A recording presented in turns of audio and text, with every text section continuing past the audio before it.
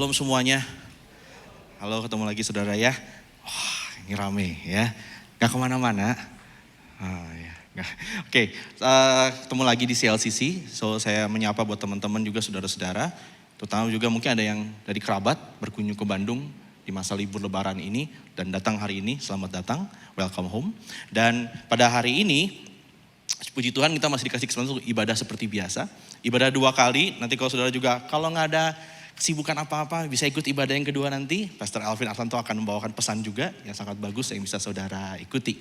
Nah, kita sampai di minggu ke-4 gitu ya, kira-kira di bulan April ini. Dan sepanjang bulan ini kita bicara tentang God and Me, yang mau bicara sedang bagaimana kasih karunia Tuhan itu mengubahkan kita, memulihkan kita, menyelamatkan kita, memampukan kita, menguatkan kita, dan menyucikan kita. Nah, hari ini saya secara khusus mau bicara tentang bagaimana kasih karunia Tuhan memampukan kita. Saya kasih judul, murid itu melakukan. Murid itu melakukan. Nah, kalau saudara lihat dalam kehidupan, orang tuh mengekspresikan hidupnya, kehidupan dia, itu gak cuma dari apa yang dia percayai, gak cuma dari apa yang dia setujui, yang dia pikir benar, tapi juga dari apa yang dia lakukan. Gitu ya.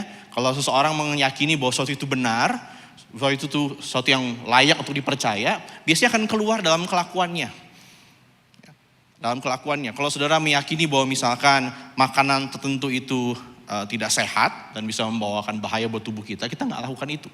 Kalau suatu perilaku tentu mendatangkan bahaya, kita nggak mau lakuin. Nah, gimana dengan kehidupan Kristen? Kehidupan Kristen itu sebenarnya sejatinya adalah sebagai murid Kristus. Ya, makanya di CLC kita meyakini visi kita adalah mau menjadi murid Kristus. Bukan sekedar jadi orang Kristen atau datang ke gereja, kita pengen jadi murid, benar-benar menghidupi hidup seorang murid. Karena itulah panggilannya, itulah sejatinya kehidupan seorang Kristen. Orang Kristen itu pasti murid Kristus, gitu, pengikut Kristus. Jadi hari ini kita mau belajar bagaimana hidup sebagai murid Kristus itu. Ada begitu banyak yang bisa disampaikan. Hari ini saya ambil kesempatan untuk mengajarkan bagian dari sisi Alkitab ini. Nah, saudara-saudara, mari kita buka dari satu bagian Alkitab, itu di kitab Yakobus. Kitab Yakobus, kalau Bapak sudah bawa Alkitab silakan dibuka juga nggak apa-apa. Dan kalau mau lihat, boleh lihat ke Big Bible in the Sky kita ya. Nah, cerita dikit soal Yakobus. Yakobus ini adiknya Tuhan Yesus, ya, adiknya Tuhan. Jadi Yesus lahir dari Maria, ya, Yusuf ayahnya, tapi Yesus dikandung dari Roh Kudus. Kok bisa? Ya Tuhan gitu loh, masa nggak bisa gitu doang gitu ya. Nah, lalu setelah Yesus lahir, Yusuf dan Maria ya seperti layaknya pasangan suami istri berumah tangga, punya anak-anak lagi, dan salah satunya adalah Yakobus. Nah, Yakobus ini juga salah satu saudara Yesus yang tidak percaya bahwa abangnya itu Tuhan. Dan mungkin saudara juga kalau jadi Yakobus sulit untuk mempercayainya. Saudara percaya bahwa ada yang punya saudara di sini, ya, koko, abang, kakak gitu ya.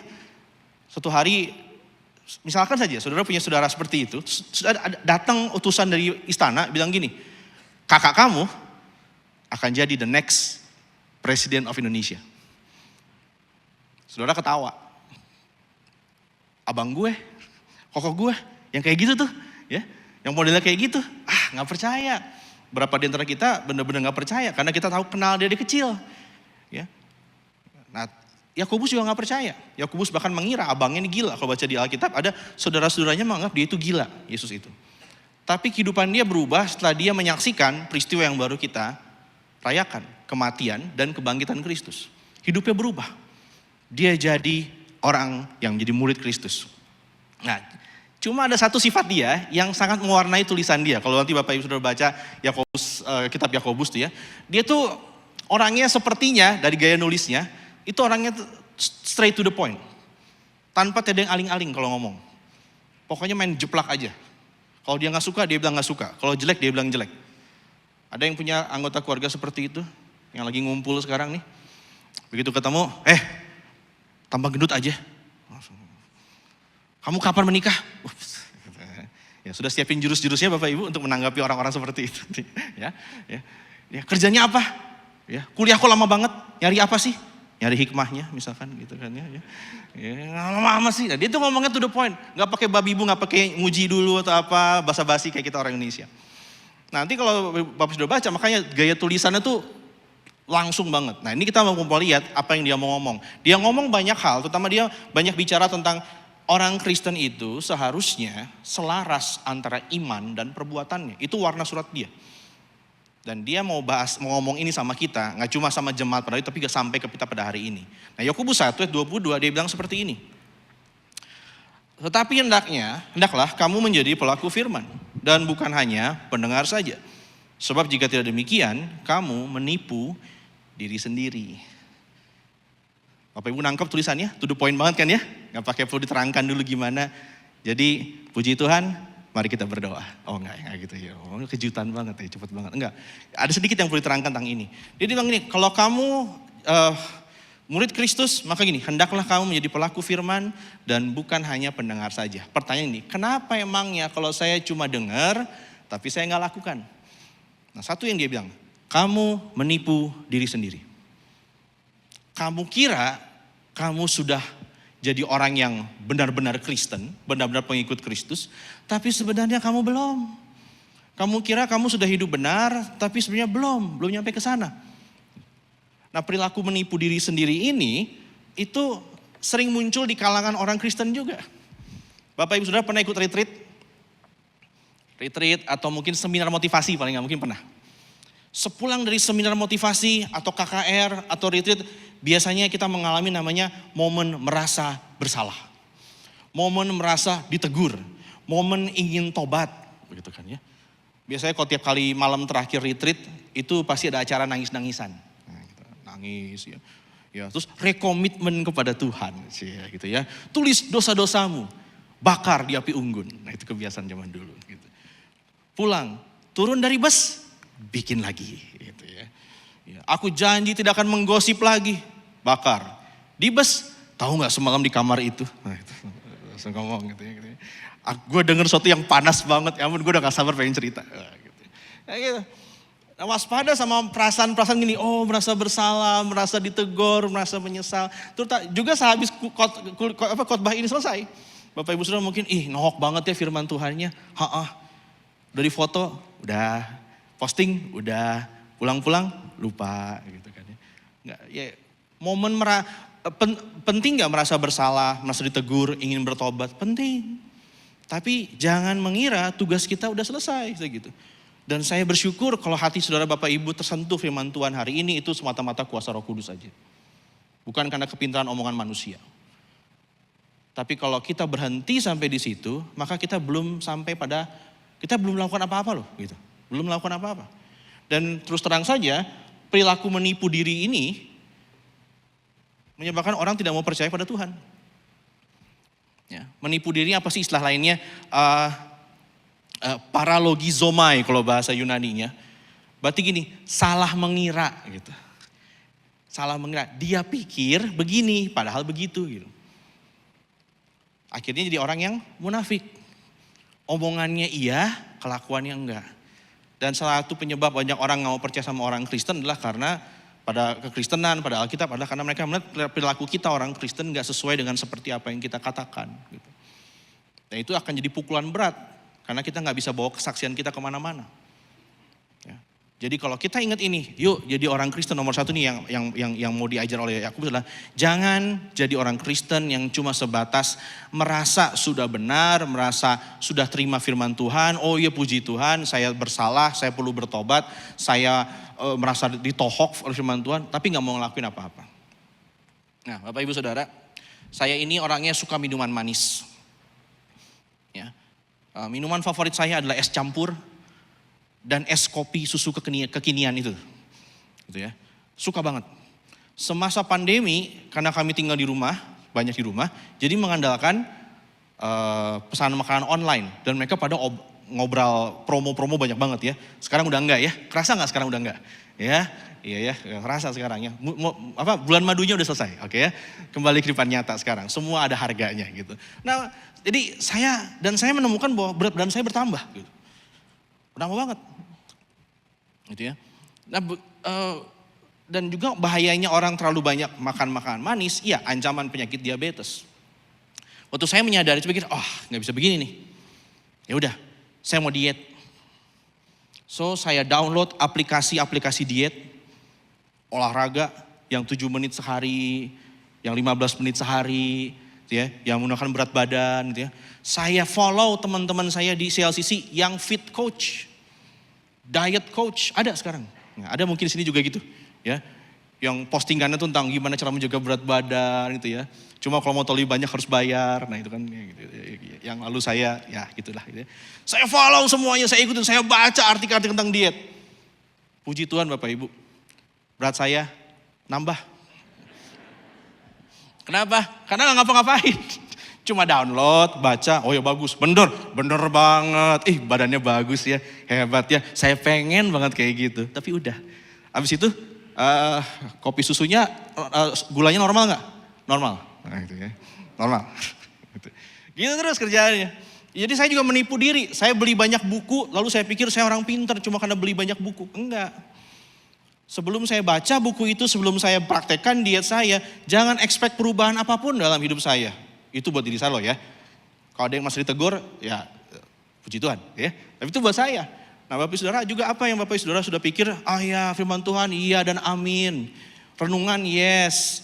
Ya, teman kasih renungan kita kasih jempol. Tapi kita cuma baca, saya pikir setelah kita baca, oh yang penting udah baca, udah beres. Enggak.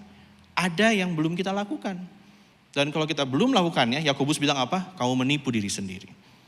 Oke, lanjut lagi sekarang. Ya, di bawahnya, Yakobus belum selesai. Lalu dia bilang juga gini, sebab jika seorang hanya mendengar firman saja dan tidak melakukannya, ia adalah seumpama seorang yang sedang mengamati mukanya yang sebenarnya di depan cermin. Baru saja ia memandang dirinya, ia sudah pergi atau ia segera lupa bagaimana rupanya. Nah yang kedua, masalahnya menurut Yakobus, kalau kita cuma ngedengerin aja tapi nggak melakukan, kita seperti orang yang lagi mengamati muka depan cermin. Nah cermin zaman dulu, kalau Bapak sudah dengar cermin di sini, cermin zaman dulu bukan kayak cermin zaman sekarang. Ya, apalagi cermin perempuan. Yang bisa kasih lihat zoom 10 kali lipat pori-pori mereka. Oh enggak gitu. Makanya, banyak jelek banget sih gitu ya pada gitu. Enggak. Cermin zaman dulu enggak kayak gitu. Cermin zaman dulu cuma logam yang digosok sampai mengkilat. Kuningan gitu ya, digosok supaya nanti kalau kita deketin muka kita ada bayangannya gitu. Jadi muka kita enggak terlalu jelas kelihatannya. Nah Yakobus tuh mengumpamakan gini, kamu tuh kayak lihat di cermin, muka kamu yang enggak jelas itu, bayangan yang sangat terbatas itu, terus waktu pergi kamu udah lupa gimana penampilan kamu. Jadi masalah kedua yang kita hadapi kalau kita tidak melakukan tapi cuma mendengarkan, kita akan apa? Mudah lupa. Mudah lupa. Ya. Tapi kalau kita sering melakukannya, kita nggak akan lupa. Setuju? Oke. Nah, di sini ada orang-orang yang bisa nyetir mobil sendiri. Ada ya? Ada yang bisa nyetir mobil sendiri. Ada yang bisa nyetir motor sendiri. Kalau dua-duanya nggak bisa, kemungkinan saudara sepeda bisa. Ya. Walaupun ada yang nggak bisa naik sepeda, udah bisa naik motor. Nah, itu ya. Nah, itu. Bapak Ibu Saudara yang bisa nyetir mobil, motor, sepeda sendiri, pernah ngalamin momen ngeheng, masuk mobil, cekrek. Mau ngapain ya? Gimana ya nyalainnya ya? Kunci dulu atau digas dulu? Pernah ngalamin gitu? Atau naik motor, cekrek. Lupa mau ngapain? Pernah ngalamin? Enggak kan? Yang ada saudara masuk mobil bahkan kadang nggak pakai lihat keamanan, langsung pegang handphone, nyetir mobil, satu tangan gitu kan, akrobatan kayak gitu. Kenapa? Karena kita udah ngelakuinnya beribu-ribu kali. Ya. Bahkan misalkan setahun nih, Bapak Ibu Saudara berhenti nggak nyetir mobil, berhenti nggak nyetir sepeda motor, berhenti nggak naik sepeda, tahun depan disuruh lagi, bisa. Ya ada yang bilang begitu bisa naik sepeda, kamu nggak mungkin lupa gimana cara kamu naik sepeda. Kenapa? Karena nempel langsung ke badan kita. Semua, karena kita ngelakuinnya sering. Ditambah udah plus jatuh.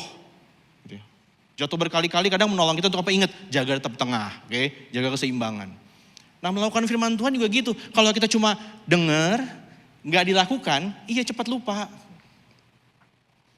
Iya saudara akan gagal melakukannya, saya yakin. Kita coba dilakuin, gagal, nggak berhasil. Entah nggak berhasil kita nyerah, ya, atau nggak berhasil kita pikir hasilnya bakal bagus, hasilnya nggak seperti kita harapkan. Nah firman Tuhan tetap harus dilakuin, lakuin lagi. Dan saya nggak bilang kita bakal jadi jago, enggak. Tapi kita nggak akan lupa, gitu. Kita nggak akan lupa. Sebut apa? Mengampuni, ya. belajar menyingkirkan keserakahan kita dengan berbagi kepada orang-orang, itu kan perlu latihan.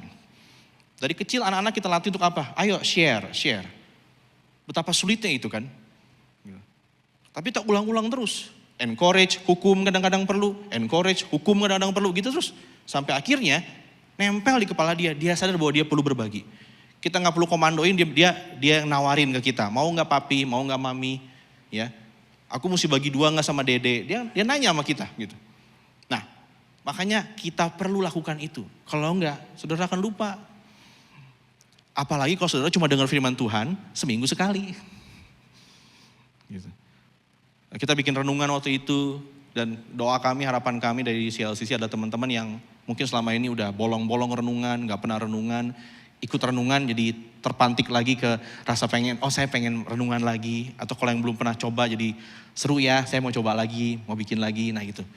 Tapi kalau Bapak Ibu Saudara cuma ikut kemarin sebentar tapi gak mau diulang lagi, gak mau dicoba sendiri, ya lupa lagi nanti. Gak baca Alkitab lagi, bolong lagi. Ayo lakuin, supaya gak lupa gitu ya.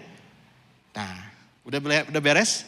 Belum. Yakobus sekarang mau kasih sisi positifnya. Tadi sisi negatifnya ya. Kalau kita gak ngelakukan, cuma dengar aja. Pertama tadi apa? Kamu menipu diri sendiri. Kamu jadi orang munafik. Yang kedua, kalau saudara tidak melakukan, cuma dengar aja, saudara akan cepat lupa. Nah, sekarang positifnya, kenapa kita mesti ngelakuin? Yakobus bilang ini, tetapi, ayat 25, barang siapa meneliti hukum yang sempurna. Meneliti itu gini, serius gitu. Gak sambil lalu, gak asal-asalan, gak denger sambil buka WhatsApp sekarang, saudara benar dengerin. Gak buka handphone, benar mau dengerin. Ya, mau merenungkan sungguh-sungguh, mau cari tahu apa artinya sungguh-sungguh. Hukum yang sempurna, apa itu hukum yang sempurna? Firman Tuhan. Jangan panik disebut hukum. Wah, hukum kayaknya serius banget. Enggak, emang hukum itu dalam artinya pengajaran Tuhan, perintah Tuhan, itu hukum. Gitu. Nah, siapa yang mau meneliti ini? Yaitu apa? Hukum yang memerdekakan orang. Ada sambungannya, saya stop dulu sampai sini. Hukum yang memerdekakan, kayaknya bukannya susah. Firman Tuhan tuh kalau kita lakuin kayaknya berat.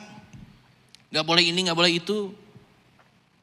Kenapa disebut hukum yang memerdekakan? Begini, diumpamakan seperti ikan Bapak Ibu Saudara. Ikan itu merdeka selama dia di dalam air. Mengerti maksudnya? Dia bebas kemana aja, dia bisa nafas, dia bisa hidup selama dia di dalam air. Selama di dalam air itu apa? Hukum, aturan, batasan. Kalau dia bilang, aku mau merdeka, aku mau bebas lakukan apa yang aku pengen. Aku mau coba keluar dari air. Oh iya, begitu dia keluar dari air, hukum lain yang bekerja. Itu apa? Kamu pasti mati. Kamu pasti mati. Karena kamu tidak diciptakan untuk itu. Gitu. Jadi kalau ada kita bilang hukum Tuhan itu ngebatasin banget, gini gak boleh, gitu gak boleh, minggu mesti ke gereja. Alah. Ya, maka kita selalu cari batas minimum apa yang bisa kita lakukan supaya tetap jadi orang Kristen gitu. Minimal mesti ngapain? Ke gereja. Oke deh ke gereja. Satu kali doang kan ya. Kita selalu cari yang minimalnya apa batasnya. Yang masih bisa bikin dosa tapi masih bisa mempertahankan status jadi orang Kristen. Nah, bukan kayak gitu caranya. Gitu. Bukan kayak gitu caranya. Ya. Tapi hukum ini katanya memerdekakan. Dan mungkin saudara yang udah lama jadi orang Kristen ngerti banget yang ini. Firman Tuhan ketika dilakukan pada mulanya terasa mengekang. Betul? Iya, susah. Iyalah. Daging kita ini gak mau tunduk sama firman Tuhan. Kalau marah pengennya ngambek seharian, silent treatment, sampai dia datang sama kita bilang apa? Maafinnya saya yang salah, pokoknya semua saya yang salah. Ya, bukannya kita mau datengin dia duluan lalu minta maaf dan mau berdamai. Daging kita ini pengennya apa? Semua untuk saya pokoknya. Ya, untuk orang lain kalau ada sisa. Daging kita ini pengennya apa? Pengennya pokoknya semua yang saya ingin lakukan, saya mau lakukan, kamu gak boleh ganggu saya, yang penting hidup-hidup saya. Kalau kata orang Sunda, welcome to Bandung teman-teman ya, kumaha aing weh. Gitu. Terserah gua aja. Gitu.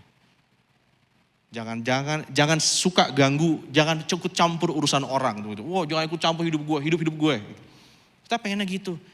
Berat memang, gak enak. Pada mulanya terasa mengekang, tapi pada akhirnya memberi kemerdekaan sejati. Hidup jujur tuh enak Bapak Ibu Saudara. Tuh enaknya apa jadi orang jujur? Gak perlu ngafalin apapun. Kalau kita suka ngebohong, kita mesti hafalin tuh kita pernah ngomong apa aja sama semua orang. Yang gak punya utang, bebas ya hidupnya ya. Tenang. Yang punya utang susah. Nah bukan berarti ngutang tidak boleh, dan benar-benar tidak boleh. Para pengusaha ada yang berhutang, tapi hutangnya dia tahu dia bisa bayar. Pakai nyicil. Tapi kalau hidupnya dari tahun ke tahun, hari ke hari itu cuma modal dari ngutang-ngutang demi konsumsi, demi memenuhi gaya hidup mewah. Saudara tahu, saudara tertekan. Sebaliknya dosa ketika dilakukan pertama kali, rasanya apa? Menyenangkan banget. Ya. Ya. Menyenangkan banget. Perselingkuhan, semuanya kayak, dan kayaknya dunia kayak gembar-gembar bahwa inilah cara hidup yang semua cinta itu perlu ada petualangannya. Tapi pada akhirnya apa? Memperbudak diri kita. Kita gak bebas, kita penuh ketakutan, rasa bersalah, stres. Semua karena apa? Karena kita melakukan dosa. Nah, saudara, Yakobus bilang, ini hukum yang memerdekakan. Teliti itu. Nah, siapa yang mau melakukannya? Lanjut lagi. Dan ia bertekun di dalamnya. Nah, apa artinya bertekun? Jadi, bukan hanya mendengar untuk melupakannya, tapi sungguh-sungguh melakukannya. Itu bertekun tuh. Ya. Bukan cuma dengar tapi mau ngelakuin. Ia akan berbahagia oleh perbuatannya. Jadi kalau ada yang mau tanya, gimana rasanya bahagia? Sederhana sebenarnya. Saudara percaya sama Tuhan, Yesus Kristus sebagai Tuhan Juru Selamat. Ikuti perintahnya. Ya, saudara punya hidup. Saya gak bilang sudah jadi makmur, sehat selalu, tidak pernah kena penyakit, itu bohong banget. Orang Kristen tidak akan kena penyakit, enggak, itu bohong. Orang Kristen bisa kena penyakit, tapi sekalipun kena penyakit, sukacitanya tidak hilang. Damai sejahteranya masih ada. Orang Kristen kaya raya, enggak semuanya kaya raya, tapi tanpa kaya raya mereka bisa bahagia. Kenapa? Karena mereka tak kenal siapa Tuhan mereka. Mereka tahu apa yang Tuhan mereka janjikan, hidup kekal bersama dengan dia di sorga nanti. Dia akan berbagi perbuatannya. Nah, enggak cuma Yakobus, tapi abangnya juga ngomong yang sama. Masih ingat abangnya Yakobus? Tuhan Yesus ngomong gini, Matius 7:24-25, ini ayat terkenal. Setiap orang yang mendengar perkataanku ini dan melakukannya.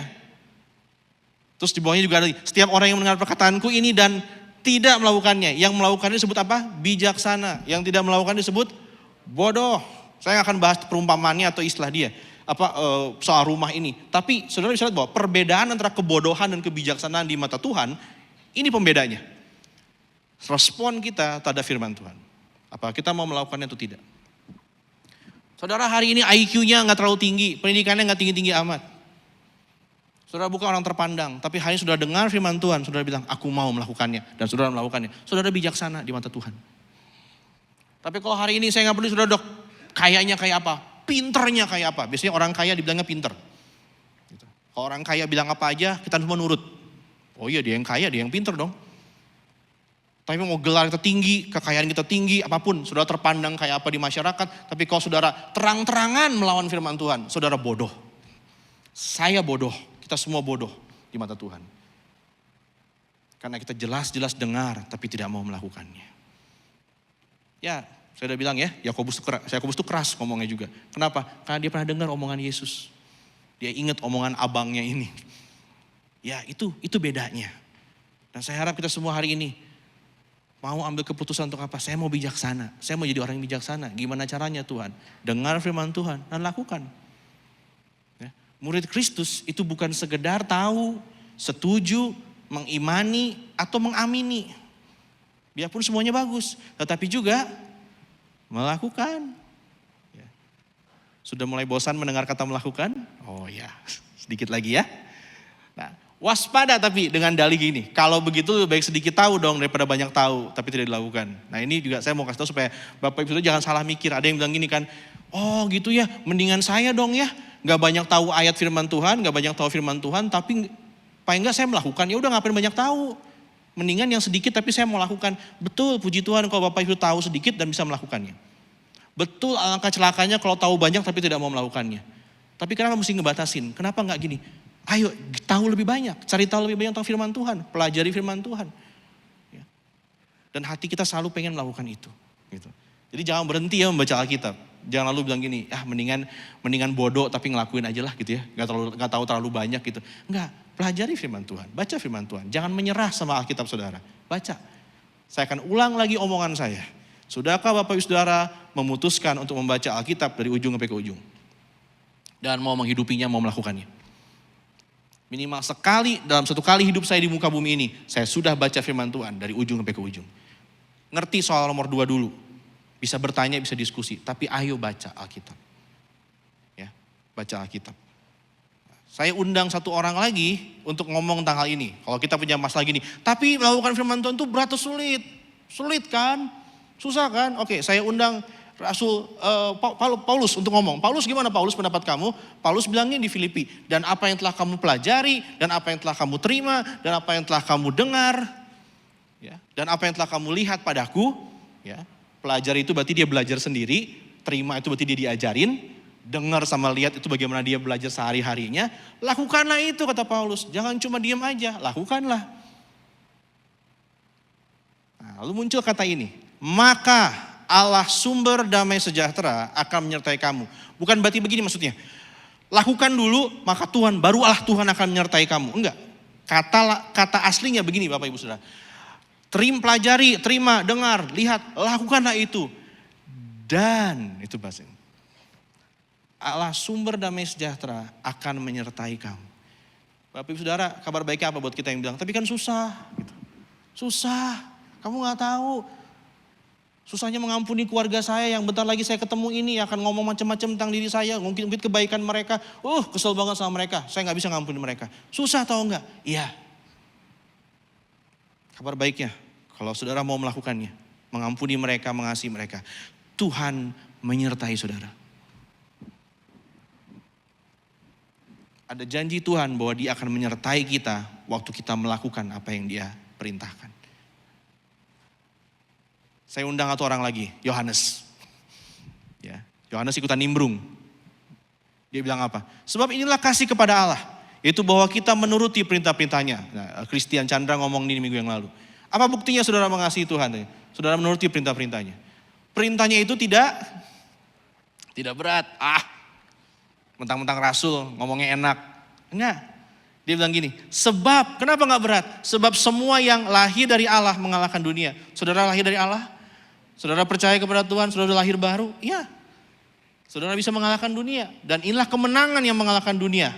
Iman kita. Saudara punya iman? Punya. Kenapa? Karena saudara percaya. Tuhan kasih. Saudara bisa percaya sama Yesus. Siapakah yang mengalahkan dunia selain daripada dia yang percaya bahwa Yesus adalah anak Allah? Saudara bisa kalahkan pengaruh dunia ini. Saudara bisa kalahkan dosa. Kenapa? Karena Tuhan ada di dalam diri saudara. Jadi kalau saudara bilang, iya susah betul. Tapi jadi tidak susah. Kenapa? Karena Tuhan ada dalam diri kita. Melakukan firman Tuhan menjadi kemungkinan dan kesukaan karena Kristus ada di dalam kita. Dan kasih karunia-Nya memampukan kita. Nah, ketaatan Yesus yang kita rayakan kemarin. Saudara sadar apa jadinya kalau Yesus nggak taat sama Bapa? Kalau di Taman Getsemani dia bilang gini, aku nyerah. Aku nyerah, aku udah gak tahan. Itu omongan kita tuh. Sama suami kita, sama istri kita, sama anak kita, sama orang tua kita, sama mertua kita, sama menantu kita, sama teman-teman kita, sama bos kita, sama bawahan kita. Aku nyerah. Aku gak tahan. Orang-orang ini semua nyebelin, nyusahin. Kalau Yesus ngomong itu. Lalu dia bilang, Bapak angkat aku malam ini juga. Aku gak mau mati di kayu salib. Mari kita musnahkan saja penduduk bumi ini, kita mulai dari awal lagi. Enggak. Yesus taat di malam itu. Apa kehendakmu? Itu kehendakku. Apa maumu? Jadi mauku juga. Berbuah keselamatan bagi kita semua. Kristus yang sama ini, yang taat sama Bapa, ada di dalam kita. Ada di dalam Bapak Ibu Saudara. Ya, beberapa di antara kita kondisinya gak ideal hari ini. Jatuh bangun dalam dosa, berdarah-darah, hancur di mana-mana. Saudara mungkin benci banget sama diri saudara malam hari ini, di pagi hari ini. Tapi kalau saudara percaya pada nama Yesus ini, saudara datang sama Dia. Tuhan tolong saya gak mampu, saya gak kuat. Semuanya itu gak di luar kemampuan saya. Tapi tadi seperti lagu tadi katakan, tidak ada yang mustahil. Kenapa? Karena Kristus tinggal dalam kita. Ketaatan yang dia lakukan sekarang juga dimampukan dalam diri kita. Supaya jadi taat dan suka melakukan kehendak Bapa. Terakhir dari saya, murid Kristus itu melakukan firman. Tapi tidak sendirian. Karena kasih karunia Tuhan memampukan dia. Saudara yang murid Kristus tempat ini, perjalanan saudara tidak sendirian. Saudara bersama dengan Kristus. Kristus akan memampukan kita. Kristus yang jadikan kita muridnya, dia juga akan menolong kita menyelesaikan misi kita sebagai murid Kristus di muka bumi ini. Mari renungkan firman Tuhan ini. Apa yang selama ini kita suka dengar, tapi kita masih bandel belum mau lakukan. Datang sama Tuhan. Tuhan tolong saya. Saya mau taat melakukannya. Saya bergantung kepada kuasa dan kehendak-Mu saja.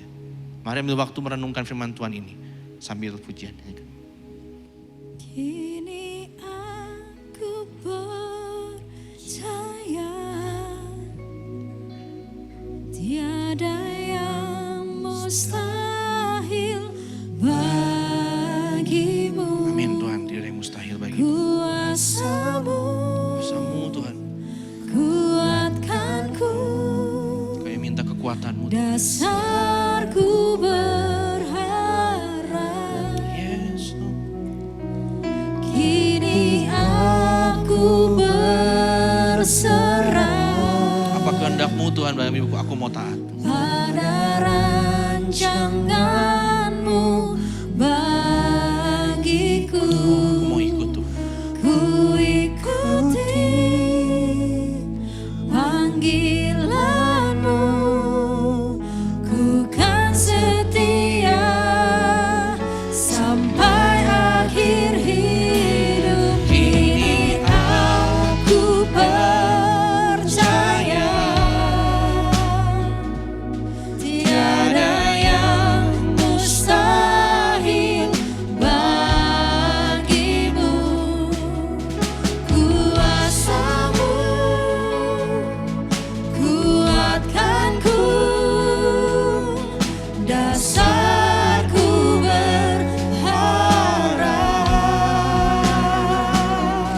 Kini aku berserah pada rancangan-Mu bagiku. Ku ikuti panggilan-Mu. Ku kan setia sampai akhir hidupku. Bapa Surgawi, kami mengaku di hadapan Tuhan. Tuhan, kami gak sanggup. Kami diambang menyerah bahkan. Kami rasa dunia ini terkadang terasa lebih menarik. Kami ingin bebas, ingin lakukan apapun yang kami suka. Kami tidak sanggup Tuhan lakukan perintah-perintah-Mu. Tapi hari ini Tuhan, firman-Mu mengatakan bahwa barang siapa yang dalam Kristus, ia lahir dari Allah. Ia adalah anak-anak-Mu. Kristus ada dalam diri kami. Dan Kristus yang hari itu, malam itu mengatakan, bukan kehendak-Ku yang jadi, tapi kehendak-Mu yang jadi. Yang taat sampai mati, bahkan mati di kayu salib. Yang mengatakan bahwa makanannya ialah melakukan kehendak Bapa. Itu ada dalam diri kami. Sehingga kami, orang-orang yang celaka, bisa beroleh keselamatan. Kami dipulihkan, kami diampuni. Tapi juga Tuhan, kami dimampukan, diberi kuasa untuk melakukan kehendak Tuhan. Untuk melakukan firman-Mu, menjadi murid-murid-Mu. Engkau Tuhan yang menjadikan kami, Engkau juga yang akan menyertai kami. Memampukan kami, bahkan sampai akhir nanti.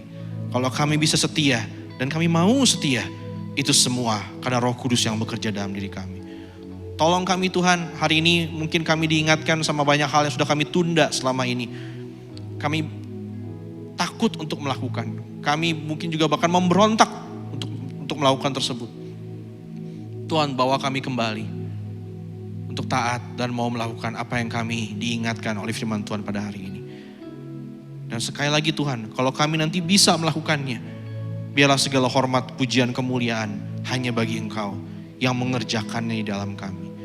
Sehingga dunia juga bisa lihat bahwa Engkau ada di dalam diri kami. Dunia bisa lihat perubahan yang Kristus lakukan dalam hidup kami. Tolong kami Tuhan untuk melakukan firman-Mu. Terima kasih Tuhan. Dan pada saat pagi hari ini juga, kalau kami ingat apa berkat Tuhan yang begitu indah, berkat keselamatan daripada Tuhan, berkat pemulihan daripada Tuhan, juga berkat-berkat sehari-hari yang Tuhan berikan, di mana kami bisa menikmati begitu banyak dalam hidup kami. Kami punya lebih banyak dari apa yang kami butuhkan. Kami dicukupkan makan minum kami tidak kekurangan apapun. Biarlah Tuhan kami juga mau memberkati pekerjaan Tuhan di tempat ini. Sehingga lewat ini Tuhan pemberian kami, biar ini jadi menyenangkan hati-Mu, dipakai untuk memberitakan Injil, untuk menolong orang-orang yang kekurangan, untuk juga menjalankan ibadah tempat yang sehari-hari. Tuhan tolong berkati CLCC yang akan mengelolanya. Bila apa yang kami berikan, ini semuanya bisa dikelola untuk kemuliaan nama Tuhan. Dan kami memberi bukan karena kami takut atau karena kami ingin diberkati, justru karena kami sudah diberkati dengan melimpah. Dan kami juga memberi karena kami percaya, seperti Tuhan sudah berkati kami di hari-hari yang telah lewat, Tuhan akan terus memberkati kami di hari-hari yang akan datang.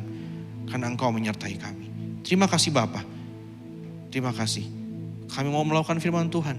Dan bila kami mau memberi juga dengan sukacita. Di dalam nama Yesus kami berdoa. Amin.